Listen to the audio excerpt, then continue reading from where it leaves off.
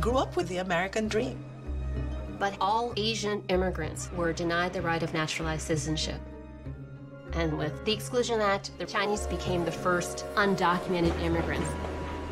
The American dream is a lovely dream to have, and so people continue to aspire, enduring whatever it is that they've got to do as immigrants. Japanese Americans fought on the side of the United States while the rest of their family was incarcerated. Legal challenges were so important because they did not have political power. And as much as tragedy is a part of our heritage here, so is possibility. Asian voices are coming out. You've got these young people fighting to make change happen. They had to assert their rights.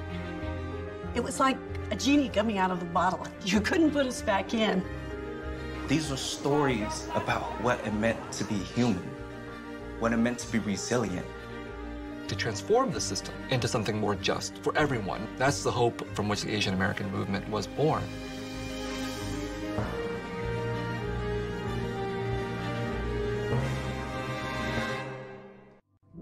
Major funding for Asian Americans was provided by the Wallace H. Coulter Foundation,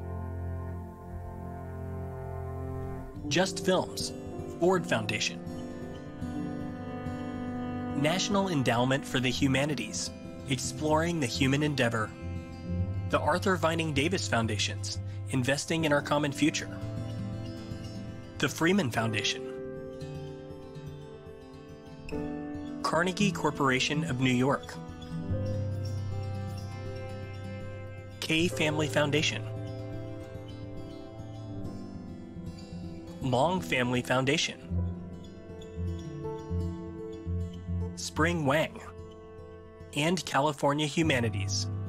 This program is made possible by the Corporation for Public Broadcasting and from contributions to this PBS station from viewers like you. Thank you.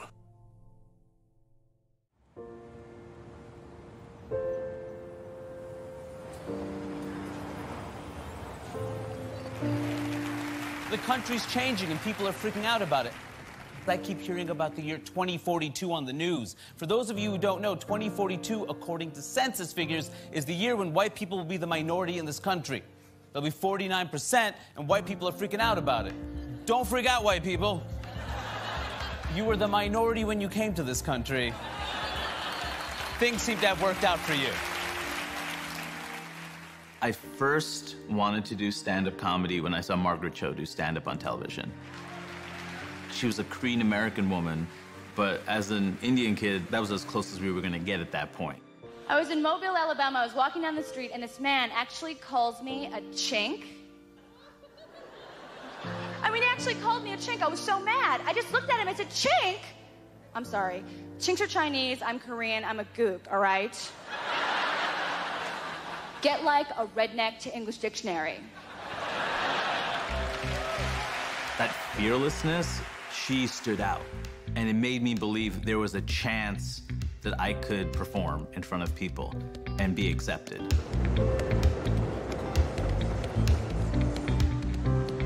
The future that people in this country seem to be afraid of, where there's many different cultures, where whites are the minority. Yeah, I grew up in the future. That's Queens. I was always surrounded by diversity. Like, if anything, I was sheltered in diversity. Like, I just assumed the whole country was like Queens, New York.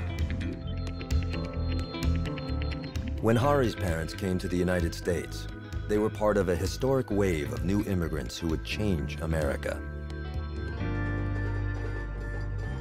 Today, Asians in America are making their presence felt as the country's fastest-growing racial group. In a time when we find ourselves increasingly polarized, Asian Americans are playing an essential role in the future of America.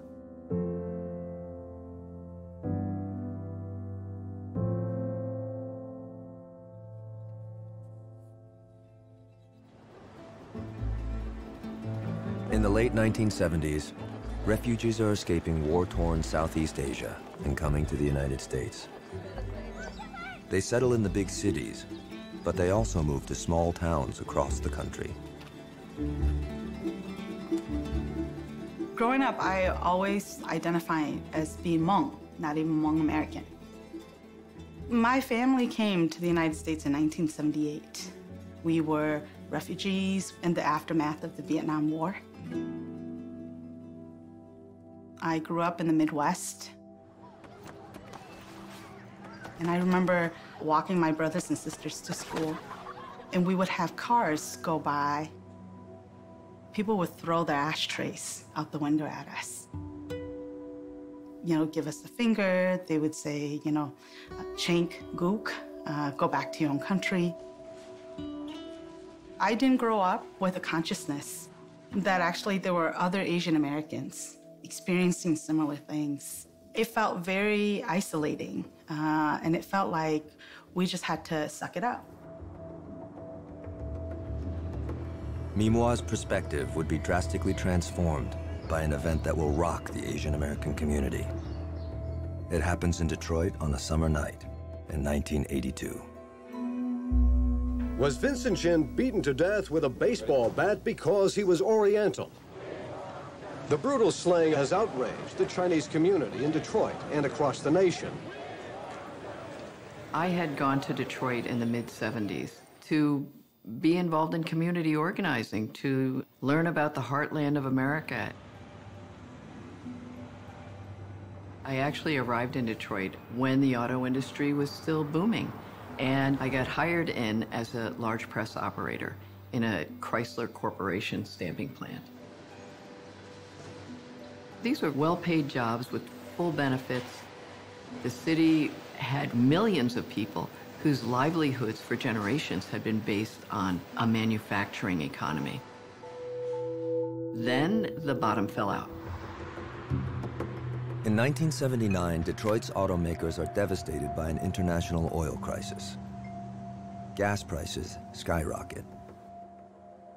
Consumers start buying fuel-efficient foreign cars, and sales of American-made cars plummet.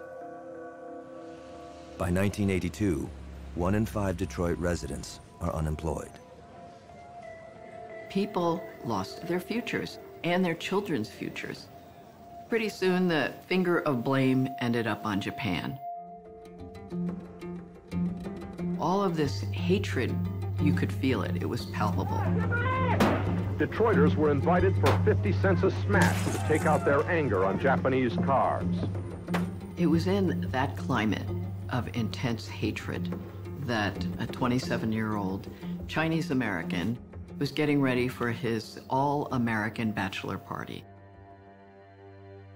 Vincent Chin is the only child of a Chinese immigrant couple who adopted him because they couldn't have children of their own. As a teenager, he was a football player with a wide circle of friends. By the summer of 1982, he's all set for a June wedding to his longtime girlfriend, Vicky. A week before his wedding, he was out with his buddies at a bar in Detroit. Inside the bar, 43-year-old Ronald Evans, a foreman at a Chrysler auto plant, and his 23-year-old stepson, Michael Nitz, taunted Chin, mistaking him for Japanese and accusing him for the economic downfall of the U.S. auto industry. The fight ends up outside, where the assailants hunt down Chin and his friends. According to witnesses, Evans took this bat out of the trunk of his car and repeatedly used it to hammer and crush Chin's skull. As his friend held him, his last words were, "It isn't fair. It isn't fair." Vincent's killers plead guilty to manslaughter and face 15 years in prison. But Judge Charles Kaufman sentences them to 3 years probation and a $3,000 fine. He says, these aren't the kind of men you send to prison. I think the Vincent Chin murder was shocking to a lot of Asian Americans, not because it represented something new, but that it actually represented something old. It reminded Asian Americans that progress hadn't really been made. In 1882, you could kill a, quote, Chinaman and get off paying $1. In 1982, you can kill an Asian American and get off paying $3,000. This was not justice, but there wasn't an organization that existed to stand up and say, this is wrong. What began out of that was meetings that started with 4 people, 10 people, 20 people, 100 people, and people were talking about, what can we do, what can we do, what can we do? I raised my hand and I said, the world wants to know how the Asian American community feels about this. In depth, Vincent Chin inspired protest marches, rallies, dinners, banquets.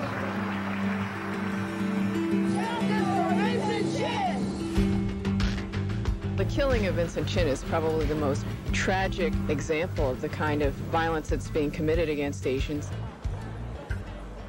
For Asian Americans, Vincent Chin's murder symbolized an extreme example of the kind of discrimination that they'd face. It becomes a rallying point for Asian Americans to be able to say, that's me too.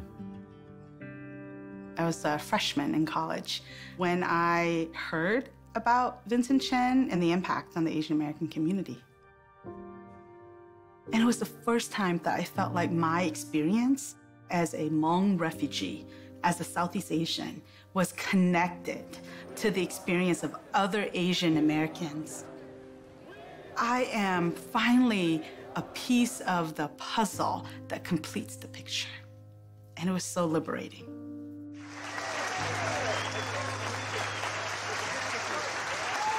Civil rights organizations of every kind came forward, as well as individuals. We have been drawn together by death, an unplanned family reunion.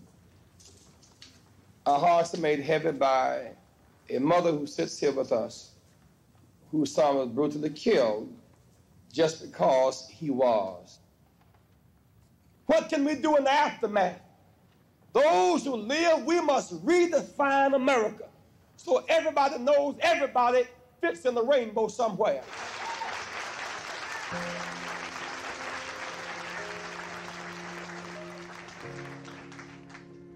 Mrs. Chin was the inspirational and spiritual leader of this movement.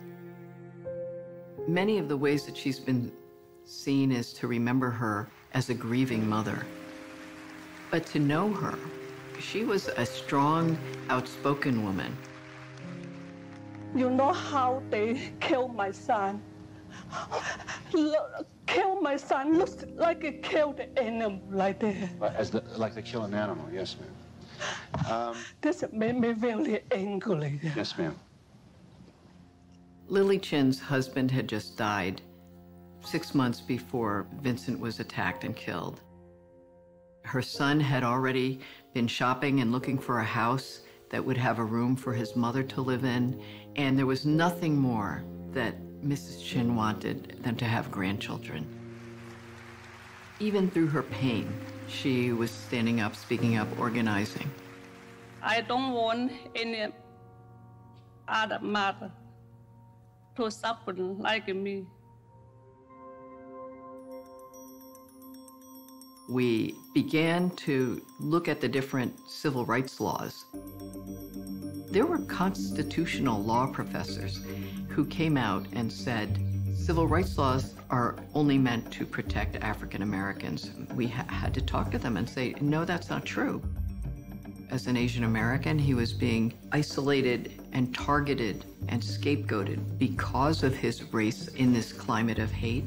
So of course, civil rights laws should apply. Under mounting pressure, the Justice Department agrees to bring charges. This is the first hate crime prosecution involving an Asian American. Ronald Evans is found guilty of violating Vincent's civil rights and is sentenced to 25 years in prison. But his conviction is overturned on appeal. Neither he nor his stepson will ever serve a day in prison for Vincent's murder. I wanted justice more for my son. This is not fair. All the things that went wrong didn't give justice to Vincent's mom. But what it did do was it invited Asian Americans to search our voices and demand that we are seen beyond being the perpetual foreigner, but that we actually belong. This is our country. Vincent Chin's case has a legacy that affects all Americans, even to this day.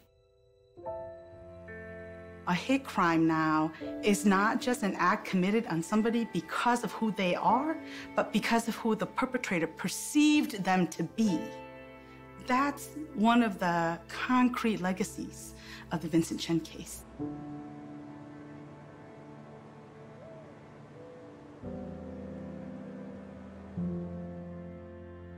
Mihwa's activism leads to her career as the first Hmong politician in the U.S.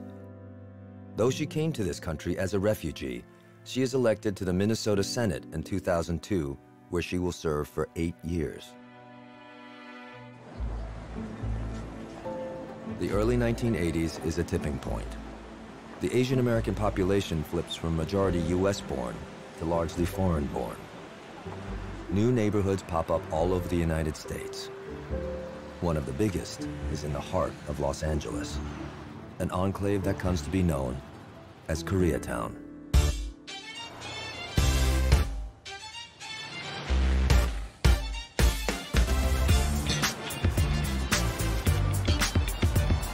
Koreatown was a physical space where you could migrate here and never have to encounter the mainstream.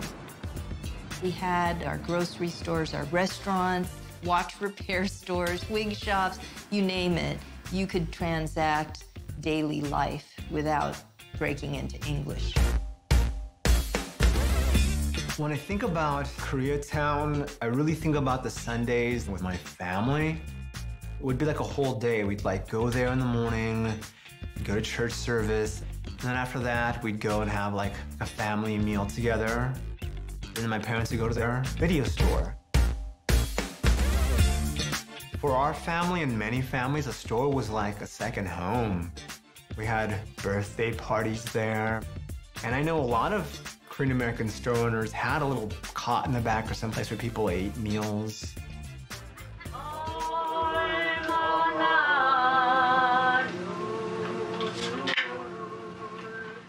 Korean immigrants like Alex's parents look for opportunities where the cost of business is affordable.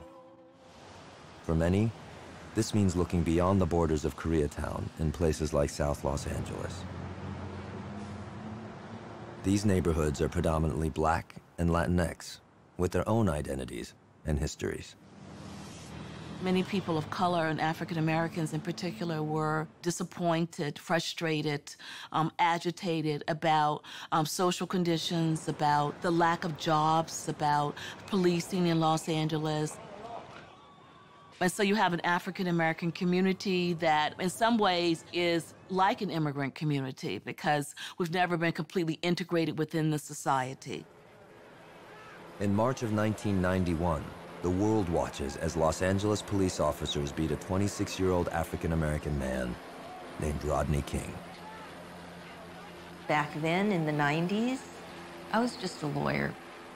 When a number of us who practiced in that area saw that video, our reaction was, well, it's about time the rest of the world see what happens on the streets of South LA.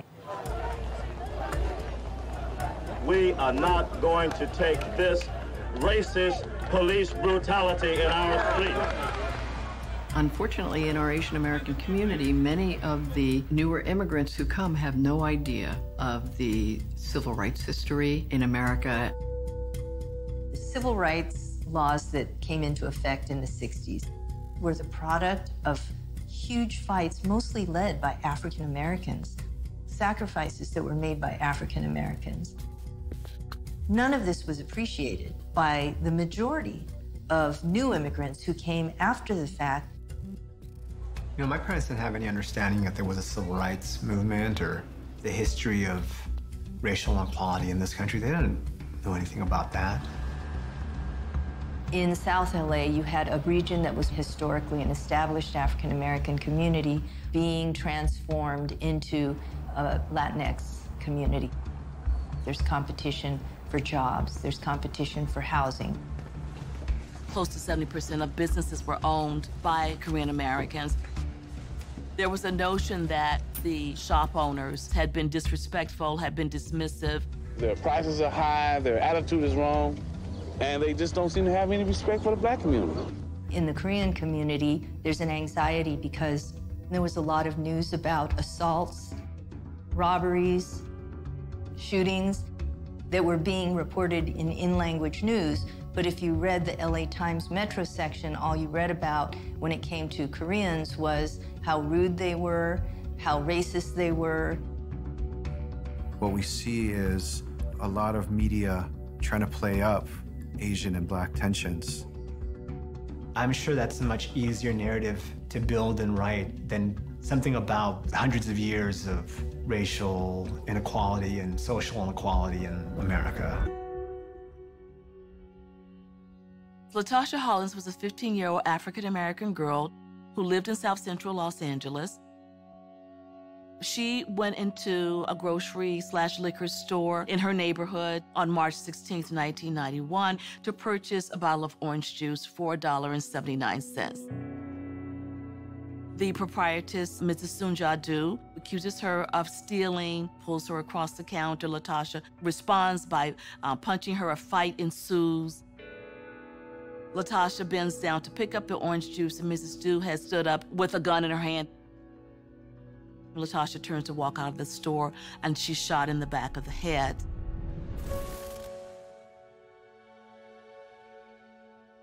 This particular incident comes to represent all these grievances that have been building up. A jury convicted Du of voluntary manslaughter. A pre-sentence report recommended the maximum, 16 years. But Judge Joyce Carlin imposed probation, a $500 fine, no jail time. This is literally 10 years after the killing of Vincent Chin. Wasn't the equivalent to Vincent Chin Latasha Harlins? But in this case, certain Asian Americans organized to support Sunja-do. And instead of being seen as a part of the multiracial coalition, suddenly Korean Americans were seen as just like those racist LA cops who beat up Rodney King. People on the ground within the Korean American and African American communities were trying to signal this could be a problem. Then all hell broke loose. The verdict stunned almost everyone except the 4 officers acquitted of beating Rodney King.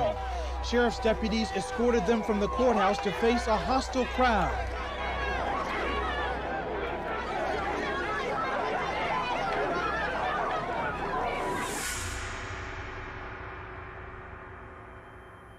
We had 5 days of looting, burning, arson, chaos, really, in the city of LA.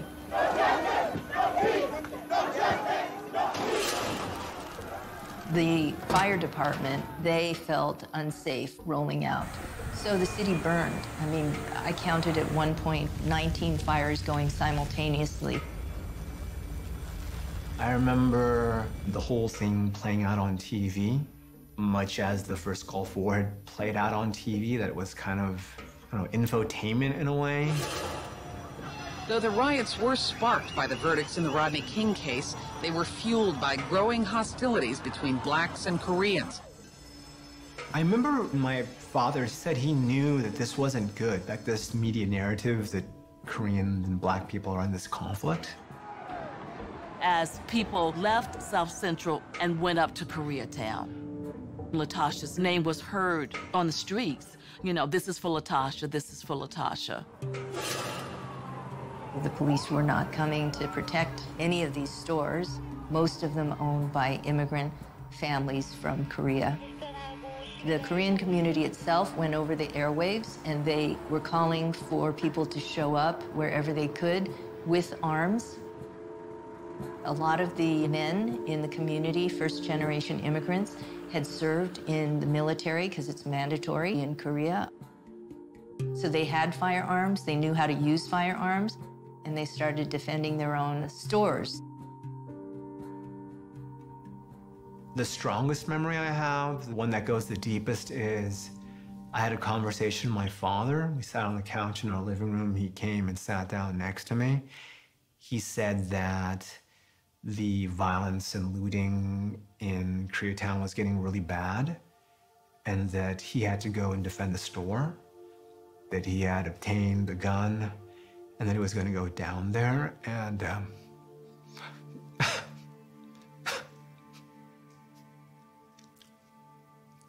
even now it's a very painful memory that basically he may not come back.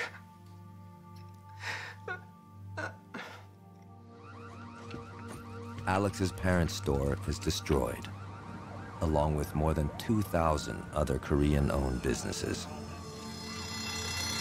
This is America! We have to stand our pride. Human dignity. Where's our human dignity? We are human beings. We have to have a dignity. We don't do things like this. I mean, it was one of those moments that actually really changed my life, because it was like war had broken out, and I knew people that I deeply loved on both sides. And for me, you know, I had come up really deeply believing in this third world strike ideal and this idea of a rainbow coalition. It was like not just people's lives were at stake, but also our revolutionary dreams were kind of going up in smoke.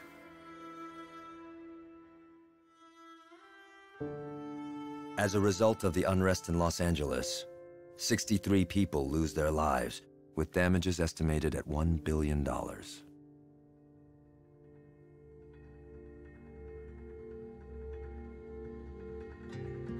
Because the rioting had destroyed their businesses, my family's financial situation changed drastically. We had to move from where we were living. You know, they were under tremendous stress to figure out what they were going to do to, like, feed me and my brother. That trauma stayed with them. It, like, marked them as people. I made a documentary about my family's experience with the riots. 폭동 집안이 상당히 힘든 걸로 생각이 나요. 그거 지나고. After the riots, my parents and I barely discussed it. So the film was a way for me and my parents to, like, engage about it. 한 10여 년을 말 없이 별로 네 알다시피 뭐 아빠 잘 안 나가서 말을 잘하네. 그러네. 그게 내적으로 쌓이니까 이제 어느 날 그게 폭발을 하는데. I think about when I should tell my daughter about the riots. Like, when is she old enough for me to explain the riots are part of her family's journey here in this country? I wouldn't be able to speak of our experiences in this country, our immigrant story, without talking about that. I recognize now that the reason that Koreatown burned down, that was a neighborhood that was brought up, established, populated by people who are themselves marginalized. If those businesses were in the well-heeled parts of this town, do you think that the mayor would let that burn down? Never. That wouldn't. They would go down themselves to protect those places. There's no way that they would let that happen. So, you know, we were victims as well of this system.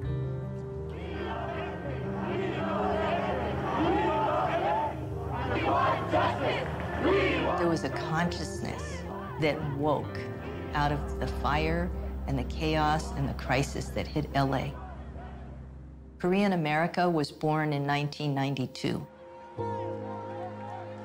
On May 2nd, as the violence subsides, 30,000 people gather in Koreatown for a peace rally. It was a huge march that took us down Olympic Boulevard. the kind of diversity that you would expect to see in LA. There were African Americans, there were Latinos, there were Koreans, there were whites. Everyone was present. We wanted to send a message that we also want justice and we also want peace.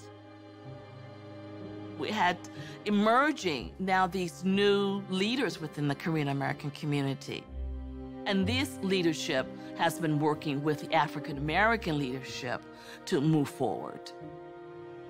We have a dream, as late Martin Luther King had a dream, that we together would be able to establish a nation of justice and peace.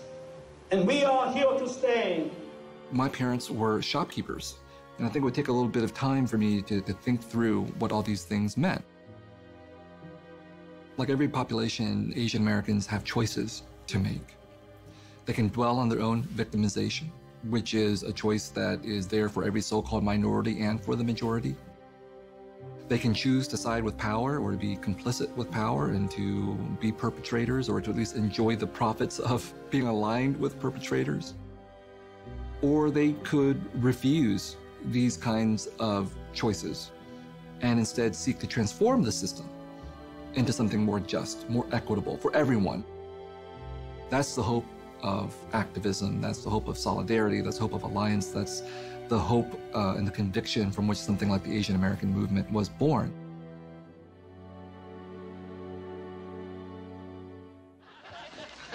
Margaret, do you know why I encourage your brother to become a cardiologist? No. Because I always knew that one day you'd give me a heart attack. What are you wearing? In 1994, I remember All American Girl coming out and it being a big deal because it was an Asian family on TV. I'm American, Eric is American, even Stuart is American. Tell her. And I remember there being criticisms of the show, and even from within like the community. But I remember watching it and just thinking it was like so great to see this and normalizing. There was a whole group of films in like the late 90s, all about like middle-class Indian life. Mom, leaving the house is leaving the house no matter where you go. But just be a good boy and let her do her puja. And they were terrible. But that's, you know, we had to create art for us to represent our stories because they weren't being told. Okay, looks nice. Now smile naturally, Mom. I always do, Waverly. You don't do it. Look at this friendly one. Younger all the time. How is that? I give you my good skin. You look like me when you're young. I went to a local bookstore and I came across Amy Tan's The Joy Luck Club, which had just come out. I had never seen a book before written by an Asian American about Asian Americans, and even if it wasn't about Vietnamese people, it was close enough. I was like, wow, this is an amazing book. I can't believe the story's being told in such a powerful way. The kinds of stories I heard from my grandmother who escaped mainland China in 1949 by herself with 5 kids. For my kids' generation, it's like fairy tale. It's hard to believe that war was 60 years ago. You know, in some ways, she hated the country she came from because the communists tortured her. She never looked back. But her mission in life was to make sure her kids and then her grandkids had it better. Jerry Yang was born in Taiwan and was 2 years old when his father died. His widowed mother decided to emigrate the family to America. When he arrived, he knew only one word of English, shoe. My mom was a single mother, and I was the firstborn, so I was expected to go to college, get a job, make money, so my mom doesn't have to pay for us anymore. Jerry is accepted to Stanford University. There, he forms a partnership with fellow student David Philo. The two of them create a business that changes the way that Americans engage with the world.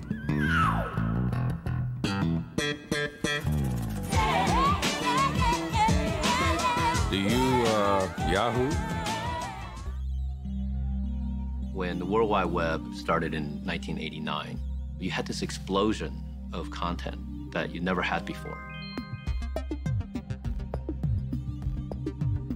David and I said, hey, maybe we can try to keep track of all these websites that are coming online. We had no idea it would be a business. For For the longest time, it was called Jerry's Guide to the World Wide Web. By the end of 1994, we were one of the largest websites in the world. You're literally laying down the train tracks. As the train is running, you just got to stay ahead of it.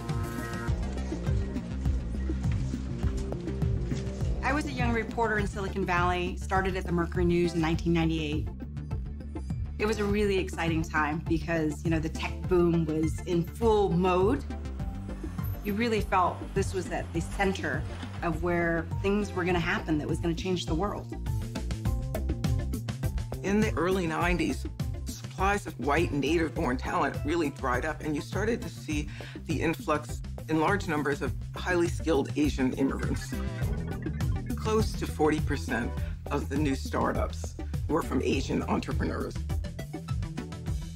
Asian Americans have been a very important part of the rise of big industries. In the 1860s, you had the Chinese who were so integral to building the transcontinental railroad.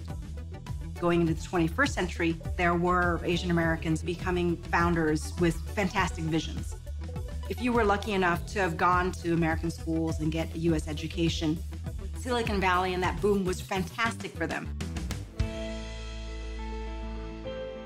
There were a lot of people who had to do the hard work of actually manufacturing the guts of what goes into computers at the time. And those people, unfortunately, though they were immigrants from China, immigrants from Vietnam, most of them didn't have the college education that these other engineers did. They basically would be putting transistors on circuit boards and getting paid by the piece for every printed circuit board that you finish, and that's why it's called piecework. Some of the biggest names in Silicon Valley were using Asian immigrant workers to do piecework at home. We ended up doing a 9-month investigation into piecework in Silicon Valley. We were looking at violations that included child labor, minimum wage violations. So you do have kind of this barbell division, right, where you have Asian Americans at the very top who are doing really well, who are the model minorities. And at the very bottom, you also have a different flavoring of Asian Americans who are really struggling. A lot of them were refugees like myself and my family. There weren't too many people in the San Jose Mercury newsroom who can go into the Vietnamese American community to ask them about piecework. In the aftermath, I just realized that as a journalist of color, I need to be able to tell the stories of my community. Jerry Yang draws from his own bicultural experience as an immigrant to become a maverick of the internet revolution. During the starting of the internet craze and starting Yahoo, I still identified as Asian American, there's no question, but especially when I went back to Asia to do business, my identity really helped. Immigrants were part of opening up India. Apple wouldn't be in China without the help of Asian immigrants. You wouldn't have manufacturing in Taiwan. Many pieces of the global economy are fueled by the contributions of the Asian immigrants in Silicon Valley. If you look at our children, they live in a more global world today than we did 30 years ago, but in many ways more divided. And for me, making sure they know who they are, the history of the places that they come from, first and foremost, America. You want to prepare them to be the most impactful citizens of their community that they can be. In many ways, that's what my mom did for us by moving to the US. When people's backs against the wall and there's nowhere else to go, you go forward.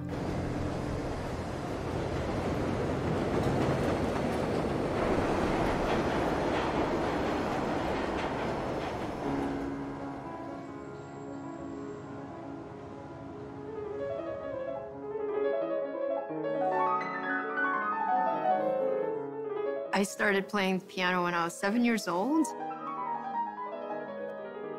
We couldn't afford piano lessons, but my dad made me practice 3 hours a day, every day.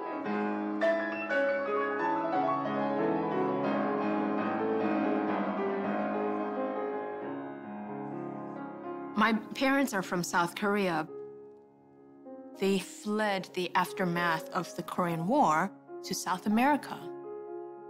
I was born in Brazil, and when I was 2 years old, we came to the United States. Soon after, my little brother was born. When I was 7 years old, my dad sat the whole family around in the living room, and he said, I have a very serious secret to tell you. That is that we are undocumented. My dad said that if anyone found out we were undocumented, my parents would be sent to South Korea and I would be sent to Brazil. My brother, who was born in Chicago, sent to some foster care because he's a US-born citizen. That made us become muted. The fear of separation is real.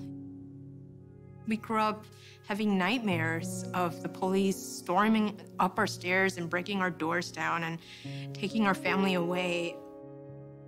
The piano is Teresa's sanctuary. She gets a scholarship at a music school in Chicago. The artistic director, Anne Monaco, takes Teresa under her wing. She proceeded to print out 10 college applications for me. She said, fill them out and bring them back to me as soon as you can. She saw that my social security number was blank. She saw that my birthplace was Brazil, and she looked at me and said, you were born in Brazil? I burst into tears and begged her to not turn me into the police. She said, Teresa, do you trust me? Anne Monaco makes a plea on Teresa's behalf to their senator, Dick Durbin. Teresa Lee, under the eyes of the law in the United States, was undocumented. She was in the United States illegally. The law said the only thing Teresa could do was leave the United States for 10 years and apply to come back. I thought that was a terrible outcome. Senator Durbin drafts an immigration bill specifically for Teresa. That puts her on a path to citizenship and college. But in the process, he hears from more students facing the same dilemma. We realized she was not alone. There were thousands just like her. He needed to redraft the whole thing into a larger bill, and that became known as the DREAM Act. The DREAM Act would open a path to citizenship for undocumented children who are brought to the country as minors. To qualify, they must either join the military or attend college. They become known as Dreamers. The first dreamer was Teresa Lee. My mother was an immigrant to this country.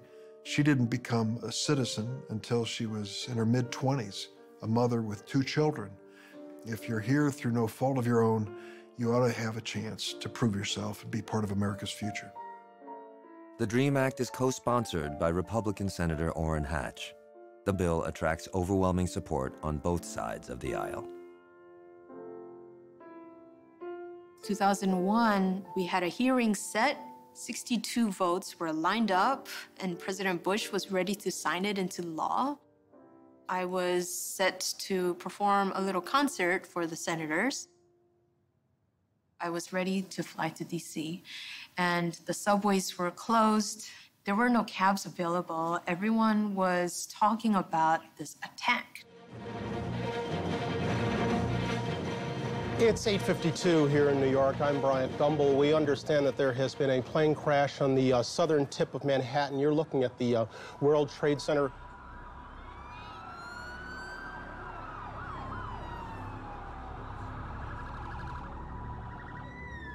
"9/11 happened when I was in college, so I was so far from home. My brother went to Stuyvesant High School, which is not that far from where the Twin Towers were. So that day was horrible for everybody because my city was attacked. I don't know where my brother is. I am very far away. I feel very alone." The terrorist attacks have united much of America, but some Arab Americans are feeling left out, fearful they could become the next target of misguided anger. Since Tuesday's attacks, the FBI reports 40 hate crimes, suspected retaliation. You had a lot of people being beaten up because they were brown-skinned, because they were Muslim, because they were Sikh. In Mesa, Arizona, a man from India was killed at his convenience store because he looked Middle Eastern. One of the weirder parts about being a brown person in that post-9/11 era is you get victimized twice. Like, on one hand, you're afraid of terrorism as much as anybody else is at that point. Like, that's all you're hearing from the media, and then your country hates you. They don't say it openly, but when people are yelling things to you, telling you to go back to countries you're not even from because you're from America. Go home. You don't like America? Leave this country. We're proud to be Americans. You start to get the hint. On Thursday, September 13, there was a cabinet meeting with the House and Senate, Democratic and Republican leadership. Congressman from Detroit, Michigan, said, "Mr. President, we have a large population of Middle Easterners and Muslims, and they're very concerned about all the rhetoric." The President said, "You're absolutely correct. We don't want to have happen today what happened to Norm in 1942. Upon arrival at their new quarters, the evacuees voluntarily registered. What this means for the Japs, nobody knows. What it means to us, everybody knows. And it didn't happen again in the same way. The Bush administration has been conducting a top-secret surveillance program without warrants in Muslim communities. What happens after 9/11 is immigration policy moves from trying to create pathways to citizenship to being wholly about closing the door and deporting people. Any immigrant-friendly legislation was out of the question. The DREAM Act was canceled, and that meant the undocumented immigrants were at risk. It wasn't so public, let's round them up, put them into camps, but it was like quietly and quickly deport people, arrest people. It's like the Ansar Mahmoud case.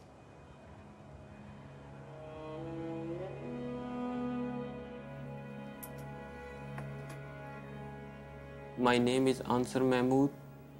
I'm here for something happening after 9/11. That's the reason I'm here.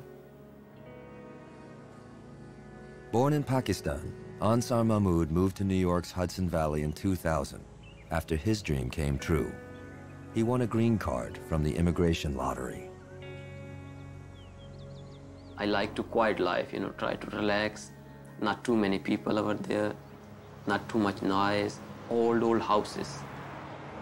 I can see a lot of mountains, there is a nice river.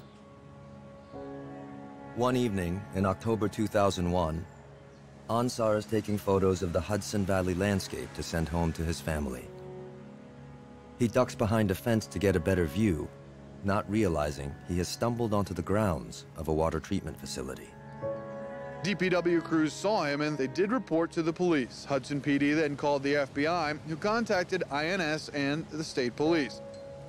And even after they cleared him, even after they said, oh yeah, this is just some harmless guy taking a picture, they wanted to get rid of him. In searching his apartment, federal authorities found he had co-signed a lease for a Pakistani couple who had overstayed their visa. It was fear. Fear drove all of it. One big source of comfort for Mahmoud is a group of people in Hudson. Deeply concerned about his case, they're searching for a way to keep him here. Free Ansar! Free Ansar! These people, they make my spirit high and high hope.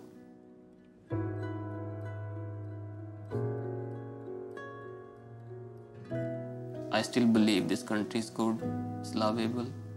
You can live here, you can work.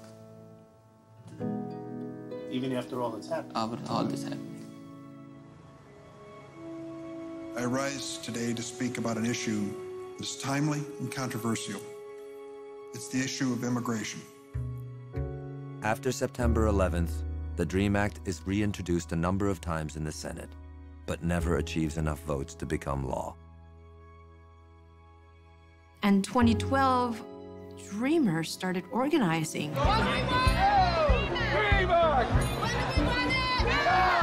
For the first time, we started seeing an immigration movement.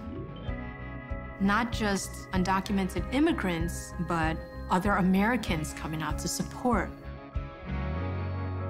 On the one hand, communities are now under intense investigation. On the other hand, it's also brought communities together. 9/11 happens. I go from someone who's sheltered in diversity and fairly apolitical to a politicized being. I was an immigrant rights organizer. I worked with victims of hate crimes, people being detained and deported. And I wanted my stand-up, my art form, to reflect what I believed. I hate how immigrants are talked about in this country. I was watching CNN, which was my mistake, and they were interviewing this woman in Arizona who's against immigration, right? And she said, look, we're just trying to bring this country back to the way it used to be. The way it used to be. Lady, you're in Arizona. It used to be Mexico. Growing up, I always felt like I had access to the world, people from all over the world, different races, religions, people with status, without status. Like, I felt, looking back on it now, I feel like I was trained for the future.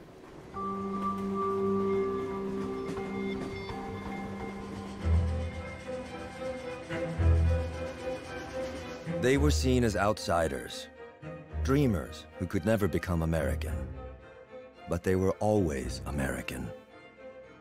By arriving on these shores, by seeking a better destiny, by giving their all, by building up the nation rail by rail, by claiming their space, by striving for justice, by struggling for the rights of all people, not just their own. They have always been American. History has a way of moving in cycles, and if we can learn from history, even a little bit, we can avoid repeating it. But even better than that, we can find the things that have moved civilization forward and have led to greater progress. And if we learn from that, we can really move ahead. The idea of being Asian American originated in part as a will to power, as a way to be able to say, we've been stepped on, we've been excluded, we've been erased, and you need to recognize us now because we're here and we're not going away. The very idea of the Asian American contains within itself an endless range of possibilities, is a part of who we are. We honor the courage, fortitude, and sacrifice of Chinese railroad workers and their legacy in America, which belongs to all of us. The Asian American story is such a quintessential American story because we, as Asian Americans, have represented the polar extremes of the American experience. The most downtrodden and discriminated against, to rising to positions of power and privilege, to being singled out for exclusion, to being explicitly welcomed and included and held up of the very best of America. That is the story of America, and that is the story of Asian America.